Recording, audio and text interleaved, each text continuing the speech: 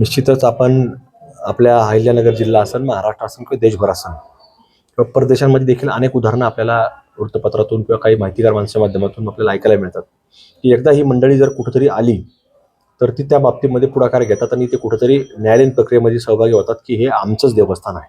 आणि तसे उदाहरणं हे अगदी अहिल्यानगर जिल्ह्यापासून महाराष्ट्राच्या अगदी छोट्या मोठ्या गावापर्यंत आहे. शनी देवस्थानला देखील कुठेतरी अशा प्रकारे लोक येतील, कुठेतरी वेगवेगळ्या त्यांच्या संस्था इथे दाखल करतात की हे आमचं देवस्थान आहे आणि त्याच्यातनं कुठेतरी हे सगळा प्रकार सुरू होतो. त्यामुळे असे प्रकार होऊ नयेत म्हणून कुठेतरी हे वृत्तीचे लोक, जिहादी वृत्तीचे लोक तिथं नोकरीला सुद्धा घेऊ नये. आणि शेवटी त्या देवस्थानचं पावित्र्य, शेवटी त्याच्यामध्ये आपण पाहतो की आपल्या कुठेही देवाला जायचं म्हटलं तर आपण एक निर्मळ प्रांजल मनाने जातो, आंघोळ करतो.